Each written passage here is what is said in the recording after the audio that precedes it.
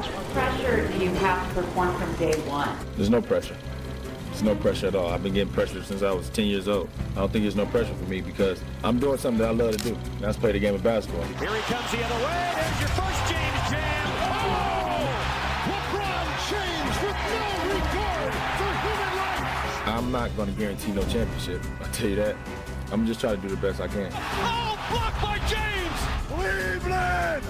This is for you! Laker Nation want their respect, and I want my damn respect too. LeBron James is now the all-time leading scorer. This is one of the long-term dreams I always had. To be able to be along my son has been one of the most gratifying journeys. The first father-son duo in an NBA game. To the cutting James. Oh, look out! The legend of LeBron continues to grow. Who else but the king? One thing I always say, don't never let somebody tell you you can't achieve something.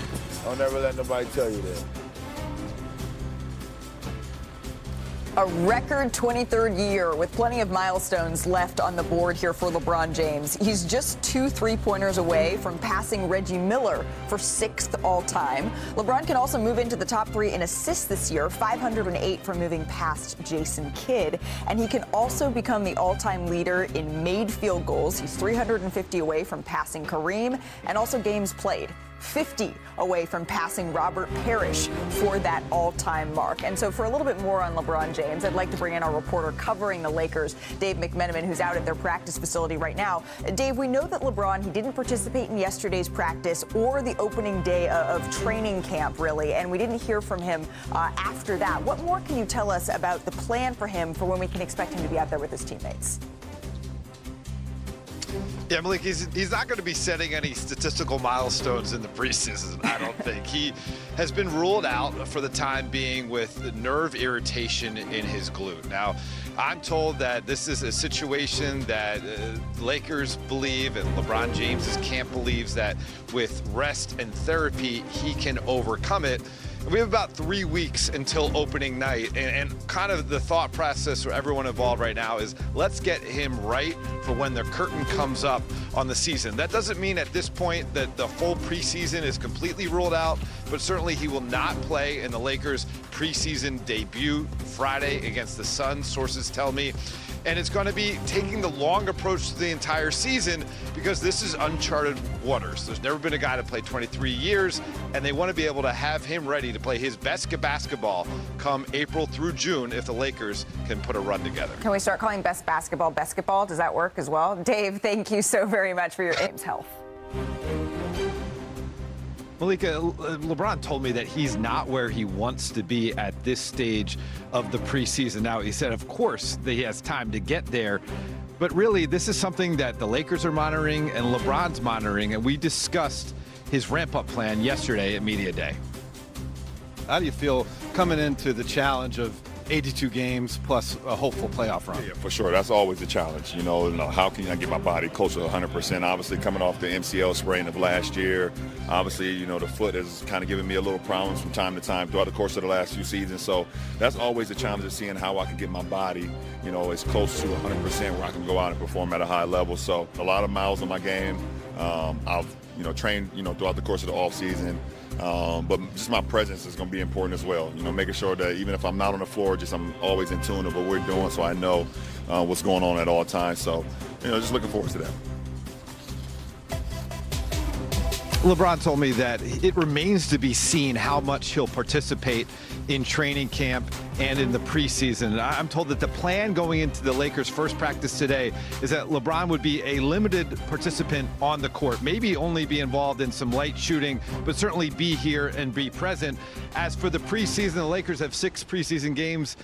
He only played in 3 last year, and I was told that maybe he overdid it last year leading into the beginning of the season when he wore out come December. And so I'm told that LeBron's camp has spoken to the Lakers, and they said, let's be overly cautious with LeBron because we want to be looking at the long view here. If this team's going to be contending for a championship, we need LeBron in his best shape from April through June. All right, and maybe that looks like not going full court press here in the preseason. Dave McMenamin, thank you very much. I want to welcome in our NBA analyst, Kendrick Perkins, into this conversation as well. Perk, I think you're there. Are you out there? There he is. Perk, when you're turning 41, you know what? I was concerned for 1 second. But when you're turning 41 in December, like LeBron is, right, is that at all concerning to hear that he's not ready to go for the start of training camp, or is that just part of the course? Malika, guess what? What? I'm turning 41 in November. We the same damn age, damn it. And he's still playing. He is still playing. So if he needs load management and to make sure that he's going to be available throughout the course of the regular season and in a playoff run, then damn it, he's deserved the right. I'm looking forward to watching Luka Doncic. This is his team now. The keys are in his hands. What is Luka going to look like in the preseason? What is he going to look like playing alongside DeAndre Ayton and Marcus Smart? I'm never worried about LeBron James. He knows his body more than anybody else's around the league or anybody in the history of the game when it comes down to taking care of his body. But this is Luka time, starting in preseason, the leadership. How are you going to lead? Are you going to be that guy that's going to overemphasize playing and locking in on the defensive side of things? So again, the Lakers are doing the right thing. LeBron James and his camp is doing the right thing. We want to see him for the regular season, not training camp in the preseason. Well, the Lakers, they are practicing imminently. I'm very curious to see if LeBron James is out on the floor. It doesn't sound like he is going to be. And 76ers and Knicks, they're going to play in Abu Dhabi. Jalen Brunson, Karl Anthony Towns, Paul George, Joel Embiid, and the Sixers fully immersing themselves in the culture out there. This is the second time the NBA has held a preseason game in Abu Dhabi. And with the Knicks and the Sixers there, so is our worldwide Brian Windhorst, our senior writer. Brian, how's it going out there? This is what, like the 5th different country you've joined us from?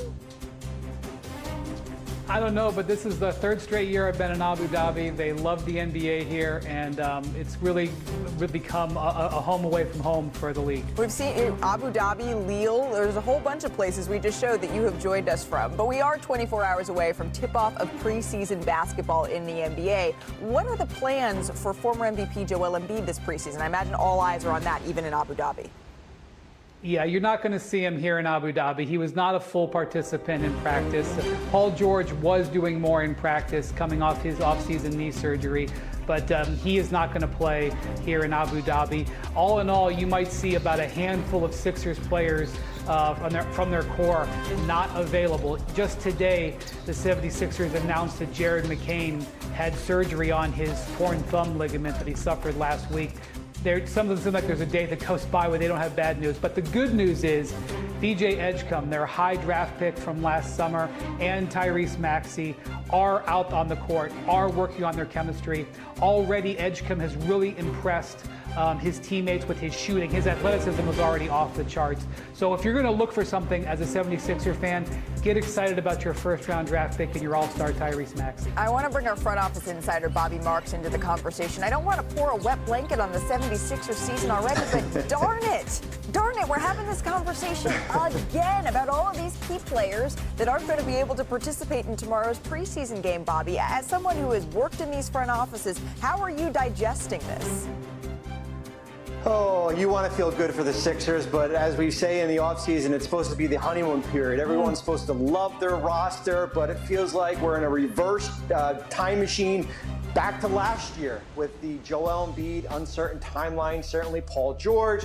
Brian mentioned Jared McCain is going to be out at least 4 to 6 weeks. However, VJ Edgecombe, I guess VJ we trust moving forward, and you do still have Tyrese Maxey, but Malika, there is so much uncertainty as far as where this Sixers roster is going to go in a wide open Eastern Conference. And as we said last year, a lot of it's going to be reliant on the health of Joel Embiid and Paul George. That is going to be the story of the 76ers here for the foreseeable future, with both of those guys locked into these long-term deals. But since we're talking about a wide open Eastern Conference, let's get to the other side of